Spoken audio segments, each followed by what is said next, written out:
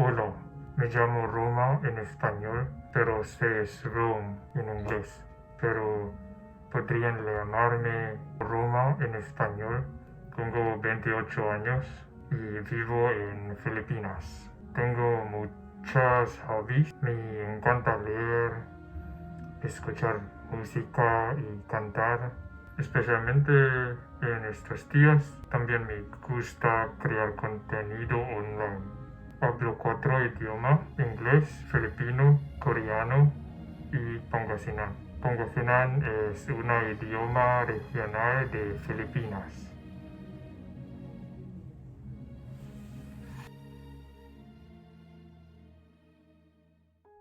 Today I will be sharing with you my experience studying Spanish the past month, and I will also tell you about the resources and tools that I am currently using. First, let me tell you that this is actually not my first time to study Spanish. I actually dabbled in Spanish last 2019 using Duolingo for about a month, but that was it. I dabbled in Spanish because I had extra time and because I was feeling stuck with my Korean skills. And yeah, I actually didn't have any specific goal or purpose for studying Spanish at that time, so it didn't last longer than a month. And if you've been following me here on YouTube for quite a while now, or if you actually personally know me, then you probably also know that I actually dabbled in Mandarin for 2 months last year, 2020, and I actually have 2 videos here on YouTube that you can watch to know how it went. And yeah, it only lasted for 2 months, and I couldn't follow through learning Mandarin, but maybe I could go back to it if I have time in the future. But yeah, when I also dabbled in Mandarin, I didn't really have any specific goal or purpose, except I had friends who spoke in Mandarin, and because at that time I was also feeling stuck with my Korean skills. So now that I think of it, it seems like the only reason for me to study other languages was because I felt stuck with my Korean skills. But now that's not the case anymore. I'm actually feeling comfortable with how I'm progressing in terms of my Korean skills, and I'm actually at B2, turning C1, hopefully C2 in the near future. But I know that it is at this stage when progress is quite slower and it requires more time and effort to make any visible progress or visible. Yeah.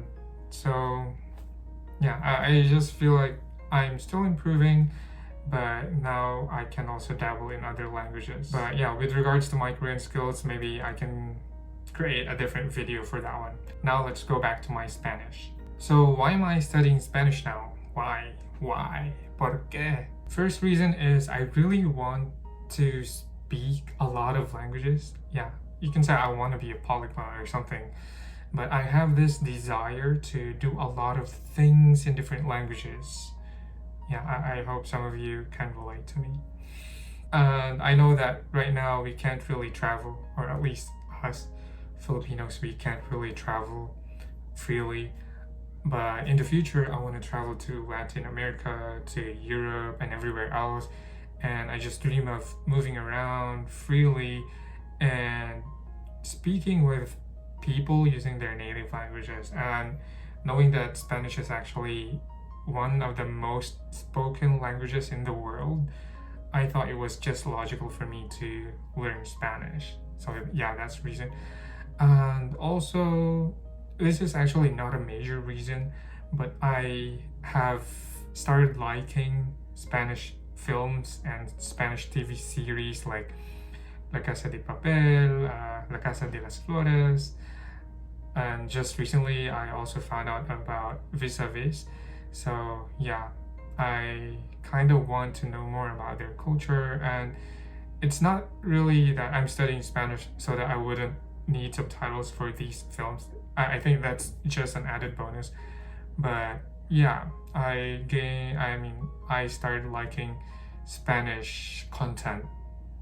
So that's, like one reason why I'm also studying Spanish. And maybe in the future, if I reach a certain level of fluency, I might chance upon some opportunities. So I'm also considering that. Yeah, so those are the reasons why I'm studying Spanish. First is because I want to speak a lot of languages. Second, I want to travel the world and be comfortable speaking to other people using their native languages, and Spanish is one of the most spoken languages, so that's why. And third is because of culture and content. So how am I studying Spanish now? Before I answer that question, let me tell you that I actually started studying Spanish again early August. So that means this is actually not 1 month, but more like 5 or 6 weeks. And during the first 2 weeks, I was mostly using Duolingo. I know there might be some of you who don't consider Duolingo as a good resource for studying languages, for learning languages. But in my opinion, Duolingo can be useful and helpful depending on how you use it and what you use it for.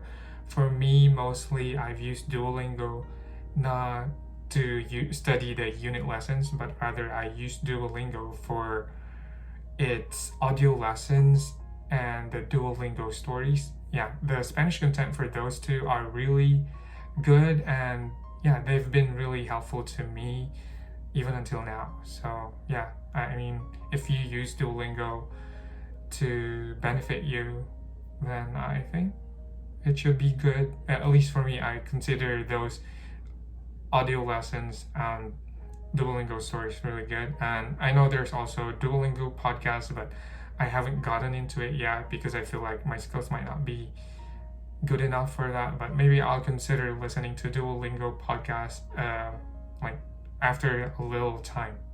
Just a quick break. If you think this video is helpful so far, please consider liking this video and consider subscribing to this channel so that you can see more of my future videos. Now back to how I'm studying Spanish. So aside from Duolingo, I am actually doing a lot of self-studying using some books.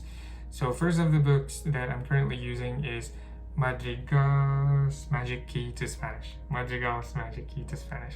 Madrigal's Magic Key to Spanish. One of the books that I'm currently using is Madrigal's Magic Key to Spanish. I think it's considered as a classic resource for those who are learning Spanish. And I have already gone through the first 11 chapters, and it has been really helpful so far. Especially, I was introduced to cognates, and so because of that, I feel like I have acquired a lot of vocabularies in no time, and that's really good. But even so, I feel like there's still a lot. Even if I know individual words, I still have to learn grammar, and luckily Madrigal's book doesn't disappoint. It provides lessons about grammar as well, and it's interesting how it's introducing Spanish grammar, because so far what I've learned are, the tenses that I've learned are past tense and future tense, and the reason behind that is because Madrigal believes that for us, we normally speak more about the past and the future rather than the present, so it's important for Spanish learners to learn these things first. And I kind of agree. I think that kind of makes sense. Aside from Madrigal's book, I'm actually using another book. It's called Heba Haru 10분 왕초보 스페인어. Heba Haru 10분 왕초보 스페인어. And yeah, you heard that right. It's in Korean. So I heard of this idea of language stacking, wherein you use a foreign language that you've learned in learning another one. So yeah, I'm using Korean to learn Spanish. This book is for beginners, and the grammar that's being introduced is very basic, but I'm still going through it, even though I feel like the very basic grammar might be boring to read, but I'm still going through it because I don't want to miss the basics, the fundamentals. So I'm going through it, and it's quite good, I think. So if you're Korean and you're learning Spanish, I kind of recommend this book as well. You can consider checking it out. And I'll probably create a review for these two books that I'm currently using, how they went.